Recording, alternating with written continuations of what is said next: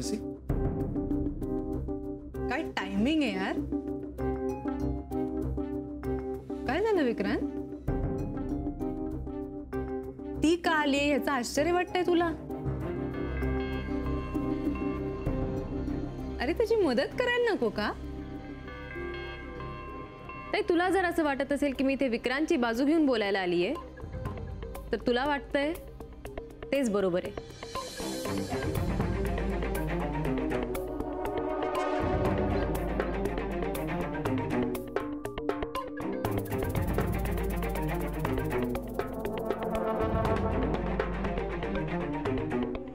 कारण मी तुला सांगितलं होतं जे खरं आहे त्याचीच बाजू मी घेईन. हा माझ्यावर आरोप करतोय व्यभिचाराचा. हे हा खरं आरोप नाहीये, ही खात्री आहे. कोणी केली खात्री? हिने सांगितलं का? तिने सांगितलेलं सगळं खोटं आहे असं तुला वाटतं म्हणून एवढा कॉन्फिडन्स आलाय का तुझ्यात? की खरं काय आहे हे मला कधीच कळणार नाही याची खात्री पटली आहे म्हणून एवढी ओरडतीयस. खरं काय आणि खोटं काय हे स्वतःच्या मनाला सुद्धा विचारू नकोस मोनिका, कारण ते सुद्धा कधी खोटं बोलेल याची काही गॅरंटी नाहीये. त्यापेक्षा तू रिचाला विचार.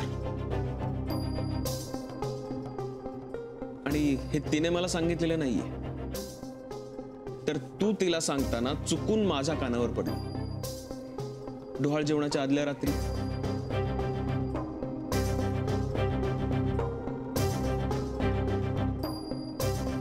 आपल्या लग्नाच्या आदल्या दिवशीची गोष्ट. तू माझ्या खोटं बोलण्याबद्दल बोलतोयस? तू घरच्यांसमोर खोटं बोललास त्याचं काय? तो तुला वाचवण्यासाठी म्हणाला होता. तो सत्याच्या एवढ्या गोष्टी करतोय ना, तर आज सगळ्यात मोठं सत्य हे की त्याचं आणि माझं लग्न झालंय. ते एक्सेप्ट कर आणि गप्प बस. डिवोर्स मागायचा नाही. मी उगाच डिवोर्स मागत नाहीये.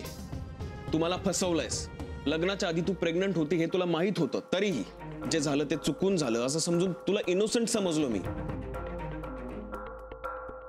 इतकं सगळं होऊन फक्त तुझा विचार करून काही निर्णय घेतले मी. मग आता मी काय करू? तुला असं बेजबाबदारपणे विचारताना काहीच वाटत नाहीये? याचं मला आश्चर्य आणि लाज वाटते. लाज? आता कोणालाच लाजण्यासारखं काहीच उरलेलं नाही. आता फार दिवस राहिलेले नाहीयेत. एकदा हे बाळ जन्माला आलं ते जन्माला येईल आणि त्याच्यासाठी मी बाबा असलो ना तरी बायको म्हणून तू मला नकोयस. सगळं किती सोपं आहे ना तुझ्यासाठी विक्रांत. डिवोर्स दिलास तर हे सगळं आणखी सोपं होऊन जाईल. सोपं? माय फूट. पण मला नाही आवडत ना हे सोपं बिप्प. खरं सांगू तुला, मला डिवोर्स घ्यायचा नाहीये. तू का वागतेस अशी? आता डिवोर्स मिळणार नाही. मोनिका, झालं? हेच होणार होतं हे माहिती होतं मला. म्हणून म्हणत होते विक्रांत इथे येऊ नकोस. शब्दाला शब्द वाढून फक्त भांडणं होतील, बाकी काही नाही. प्लीज निघ विक्रांत.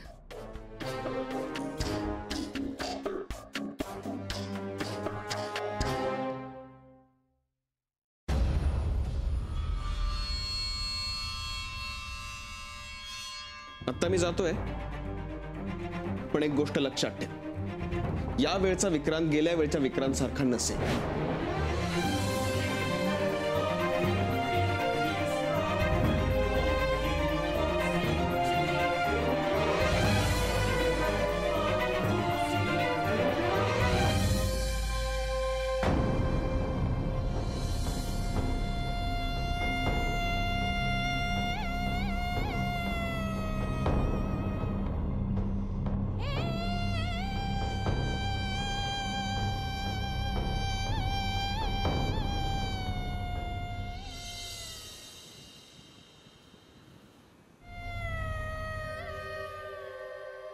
मनू, ए मोना.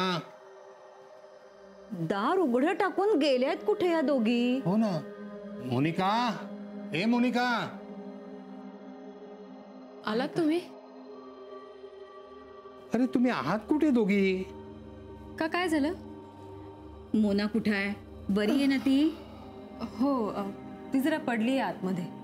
बघते मी.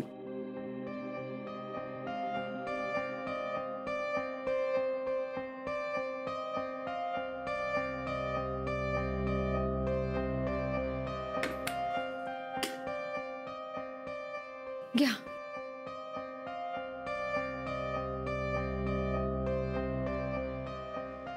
सगळं ठीक आहे ना? हा? म्हणजे तुमचं भांडण वगैरे? आमचं नाही. का? नाही, आल्या आल्या घरात अशी शांतता. तू काही बोलत नाहीस. ती तिथे झोपलेली. जिला झोप म्हणून सांगितलं तरी झोपत नाही ती. नाही आजोबा, तसं काही नाहीये. जावई बापू आले होते, भेटले का तुला? का ग, काय झालं? कुठे काय? काही नाही. तू सांगतेस काही झालं नाही म्हणून, पण काहीतरी नक्की झालंय. आणि जे झालंय ते जावई बापूंच्या समोर झालेलं नसलं म्हणजे झालं. मग काय झालं मंडळात? काय होणार? तू लिहिलेल्या नवऱ्याबद्दलच्या अपेक्षा वाचून मंडळातली माणसं हसत होती. आम्हाला म्हणाली, तुमची नात सिनेमे फार बघते का? या फिल्मी अपेक्षा आहेत. तिला म्हणावं, इथे काही सिनेमातला हिरो वगैरे मिळणार नाहीये. मनातलं ओळखणारा, दुसऱ्याच्या आनंदात आनंद मानणारा वगैरे.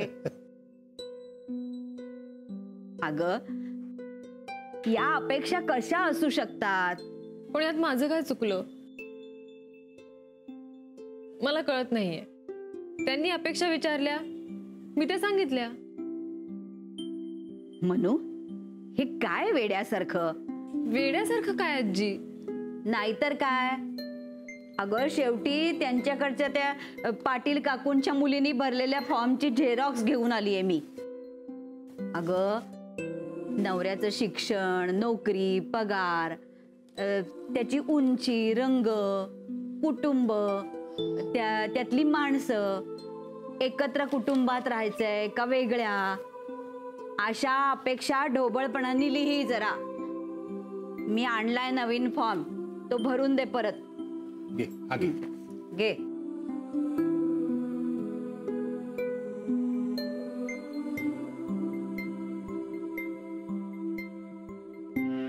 अपेक्षा खरंच काही अर्थ असतो का अपेक्षांना?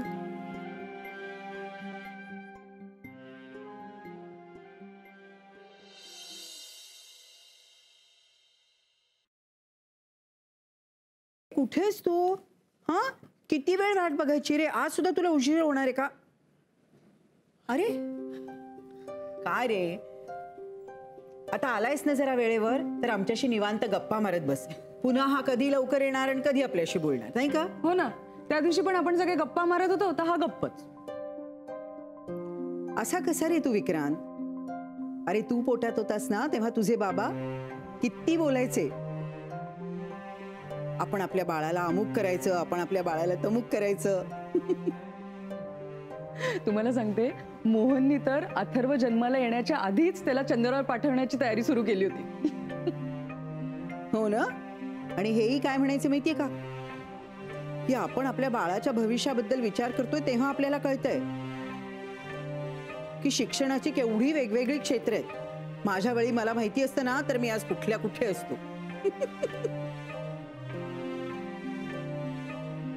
बघा, आपण इतक्या गप्पा मारतोय आणि हा गप्पच.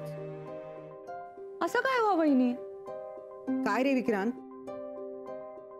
नाही नाही, मी ऐकतोय ना, इथेच आहे मी. घ्या, आम्ही विचारतोय तू का बोलत नाहीयेस, आणि तू म्हणतोयस मी ऐकतोय. म्हणजे तुझं लक्ष नाहीये. विक्रांत, सगळं व्यवस्थित आहे ना? मोनिका बरी आहे ना? हो. तू गेला होतास भेटायला? नाही गेला नाहीस मग कसं कळलं? काकी, नाही नाही, पण माझा प्रश्न हा आहे की तू तिला भेटायला का गेला नाहीस? पाहिलं वहिनी, हा असा वागतो ना म्हणून मोनिका ह्याच्यावर चिडचिड करते की हा वेळ देत नाही म्हणून. विक्रांत, अरे या दिवसात बायकांना फार वाटतं नवऱ्याने आपल्याला भेटावं, बोलावं, फिरायला घेऊन जावं. तू रोज भेटायला जायचं तिला, समजलं? हो. अरे हो, असा आशीर्वाद नकोय मला. मी काय म्हणतेय, तू रोज तिला फिरायला घेऊन जायचं. कधी जाणार आहेस? उद्या परवा, नाहीतर बरं आहेस ना? उद्या परवा वगैरे नाही हं? रोज जायचं. हे बघ विक्रांत, या दिवसात ना बायकांची चिडचिड होत असते म्हणून त्यांना नवरा सोबत लागतो. नाही नाही, म्हणजे चिडचिड करण्यासाठी नाही, पण त्याचा आधार वाटतो म्हणून. आता मोनिकाची चिडचिड होतीये ना आता, मग जरा समजून घे ना तिला. बायकांच्या ना अपेक्षा असतात आणि त्यांची अपेक्षा अशी असते की नवऱ्याने त्यांच्या अपेक्षा पूर्ण कराव्या. कळलं? बरोबर. हिच्या अपेक्षा कसल्या? हिचा असतो तो फक्त स्वार्थ.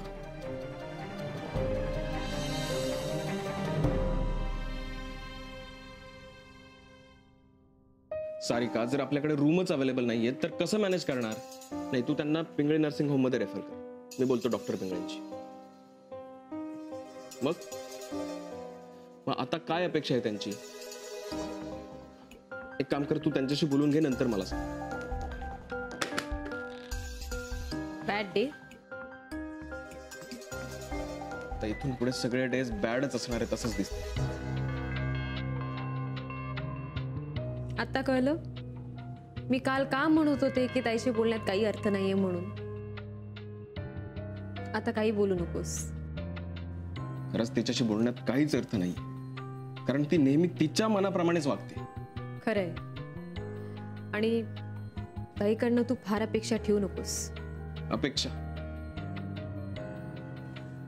आई आणि काकी म्हणतात की मोनिकाच्या या दिवसातल्या सगळ्या अपेक्षा पूर्ण कर. माझी आजी काल म्हणत होती की मुलाबद्दलच्या अपेक्षा नीट लिही. कसं समजवणार मी तिला? आणि तू तरी ताईला कसं समजवणार? मला कळत नाहीये. ती खूप अग्रेसिव्ह होते विक्रांत, स्पेशली जेव्हा तिच्या मनाविरुद्ध गोष्टी घडायला लागतात तेव्हा. खरंच कसं समजवणार आपण तिला? मला तर भीती वाटते की ती कुठल्याही थराला जाऊ शकते. आपण नाही समजवायचं तिला. मी कालपासून खूप विचार करतो. मग निर्मला आत्या? नाही, तिला नीट समजावू शकेल अशी एकच व्यक्ती आहे जिच्याकडून मला खूप अपेक्षा आहे. ही रिचा मध्येच कुठे गायब झाली होती ग? ती US ला गेली होती काही महिन्यांपूर्वी. इथे नव्हती ती. आता आली ती नेमकी. हां, तरीच. कारण तू कॉलेजमध्ये असताना आणि नंतर तुझ्या तोंडून बऱ्याच वेळा नाव ऐकलं होतं मी, रिचा रिचा. पण मग अचानक गायबच झाली ती. तुझ्या लग्नाच्या दिवशी पण नव्हती ग. मला वाटतं आदल्या दिवशी इथे. जी, जुनं कशाला विचारत बसलीस तू? अगं सहज विचारलं मी. एवढं चिडायला काय झालं तुला? आणि आत्ता पण फोनवर बोलत असतेस सारखी. काय खलबतं सुरू असतात ग? खलबत? काही खलबतं सुरू नसतात. आणि खलबतं म्हणजे काय? उगाच काही बोलू नकोस तू प्लीज.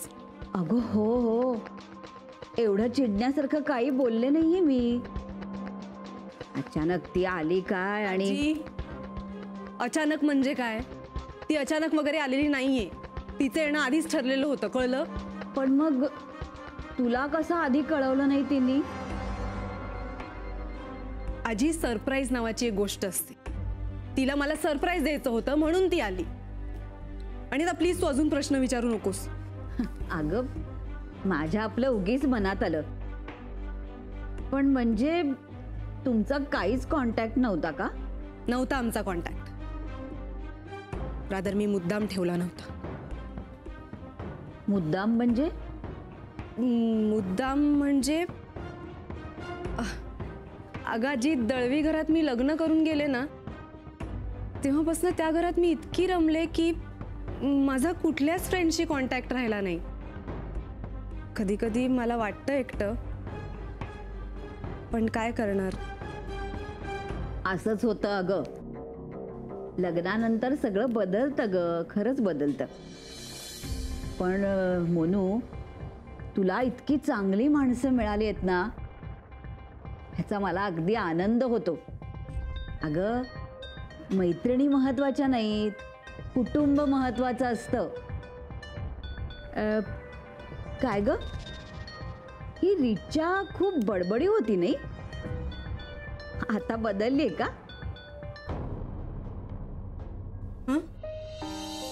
तिला फोन करशील? बघू काय म्हणते.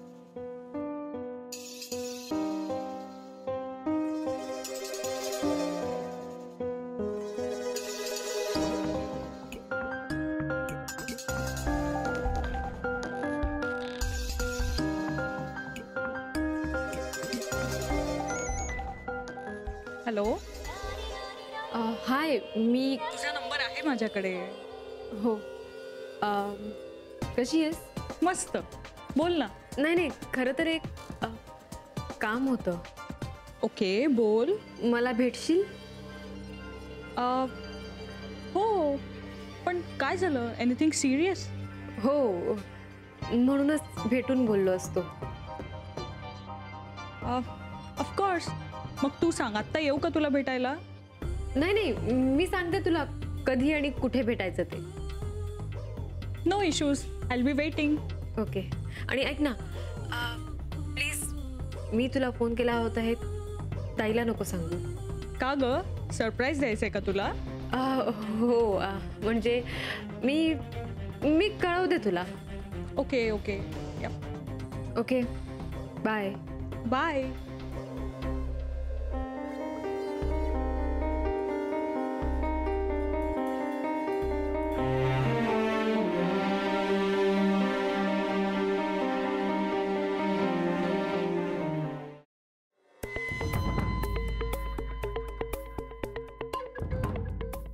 मानसी, राईट?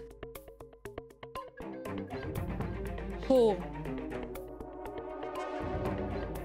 मी माझ्या बहिणीला चांगलीच ओळखते. मला जे वाटत होतं आणि मला जे हवंय तसंच घडतंय.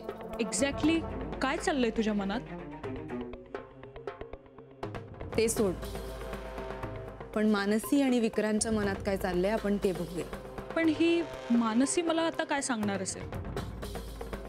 रिचा, ती काहीही सांगू दे. तुला काय करायचंय ते तुला माहितीये ना. आणि प्लीज प्लीज या वेळेला कुठल्याही प्रकारचा मूर्खपणा करू नकोस, प्लीज. ओके?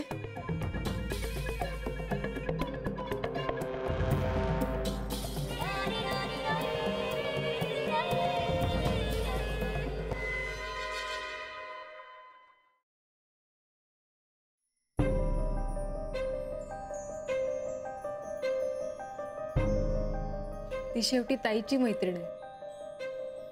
कन्व्हिन्स होईल की नाही ह्याची गॅरंटी नाहीये. का नेगेटिव्ह विचार करायचा? जरा पॉझिटिव्हली विचार करूया ना. ऑफकोर्स, माझी त्यासाठी ना नाहीच आहे. पण पण एक प्रयत्न करायला काय हरकत? मे बी तिला जर आपण आपली बाजू पटवून सांगितली तर तिला पटेल सुद्धा. कदाचित. आणि काहीही झालं तरी ती साक्षीदार आहे. सो मला वाटतं की आणखी कितीतरी गोष्टी तिला माहीत असतील ज्या आत्ता आपल्याला माहीत नाही.